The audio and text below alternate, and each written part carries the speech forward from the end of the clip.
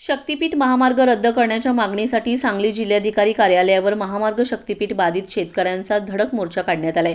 माजी खासदार राजू शेट्टी यांच्या नेतृत्वाखाली हा मोर्चा काढण्यात आलाय। हा मोर्चा सांगलीच्या पुष्पराग चौकातून जिल्हाधिकारी कार्यालयापर्यंत हा मोर्चा काढण्यात आला। या मोर्चामध्ये शक्तीपीठ बाधित शेतकरी त्यांच्यासह कुटुंबासह बैलगाडी घेऊन मोर्चामध्ये सहभागी झाले होते। शक्तीपीठ महामार्ग हा रद्द झाला पाहिजे अशी मागणी शेतकऱ्यांची आणि राजू शेट्टी यांनी केले, तर सरकार रेखांकन बदलून महामार्ग करण्याच्या तयारीत आहे। त्यालाही विरोध करत शक्तीपीठ मार्ग रद्द करावा अशी मागणी देखील यावेळी करण्यात आली। जे आमदार निवडून गेलेत त्यांना जनाची ना मनाची लाज वाटली पाहिजे, त्यांना हा मुद्दा उचलून धरायला हवा होता।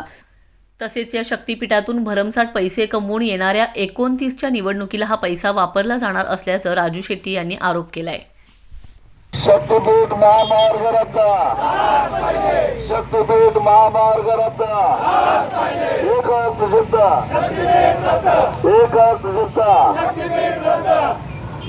शक्तीपीठ महामार्ग रद्द, शक्तीपीठ महामार्ग रद्द। अर्थसंकल्पीय अधिवेशन आजपासून मुंबईमध्ये सुरू होत आहे आणि त्याचवेळी शक्तीपीठ महामार्गाचं संयुक्त मोजणी करून रेखांकन करायचा घाट सरकारनं घातलेला आहे।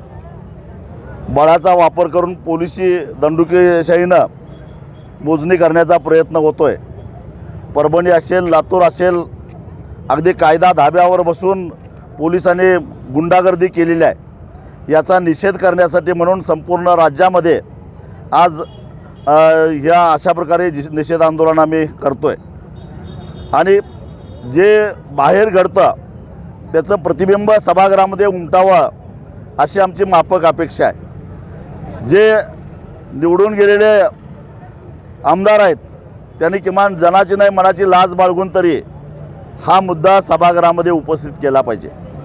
शक्तीपीठ महामार्ग करणे म्हणजे खरोखरच महाराष्ट्राच्या जनतेची लूट आहे आणि ही लूट साधीसुधी नाही, तर या लुटीतून जवळपास 60 ते 65 हजार कोटी रुपयाची लूट माया गोळा केली जाणार आहे आणि ही माया 2029च्या निवडणुकीसाठी वापरली जाणार आहे।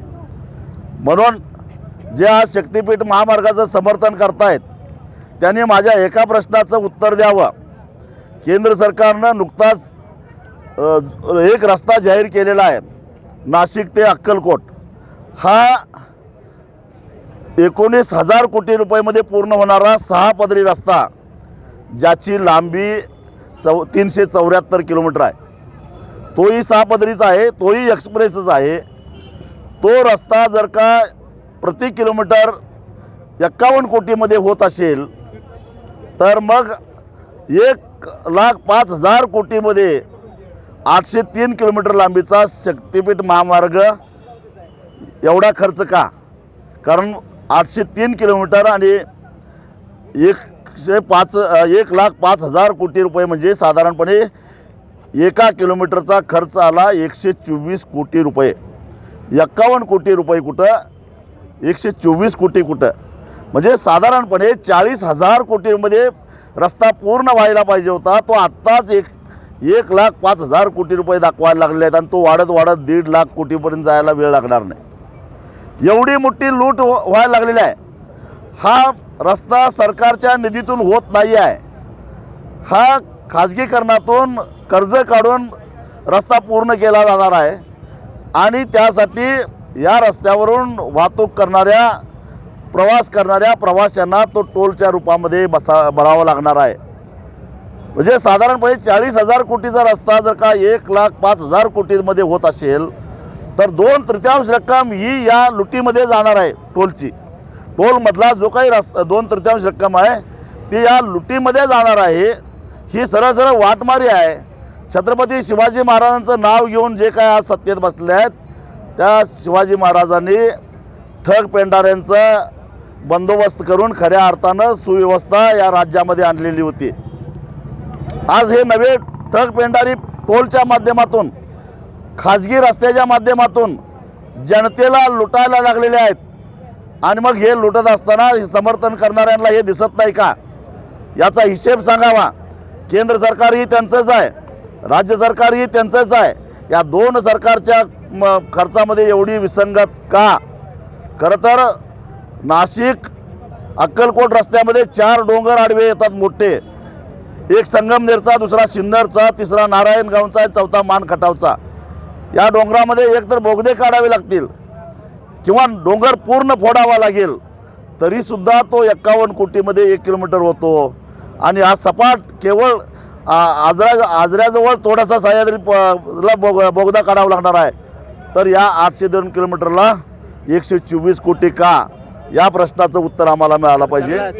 सरकारला इशारा काय देत आहे? आज काही आमदार त्याचं समर्थन करायला लागलेले आहेत. मी एवढंच सांगेन की आम्ही शेतकरी माणसं आहोत, आम्हाला माहीत आहे. मी कडव्याची बडीम रचतो आणि बडीम रचल्यानंतर त्याच्या भोवती कडव्याचा पालापाचोळा पडलेला असतो. हे जे आमदार आज समर्थन करायला लागलेत मोठ्या लालसेनं, त्यांना वाटतं की बडीम जरी भरून नेली तर खाली पडलेला चगडा आपल्या वाट्याला येईल, या आशेनं ते समर्थन करायला लागलेत.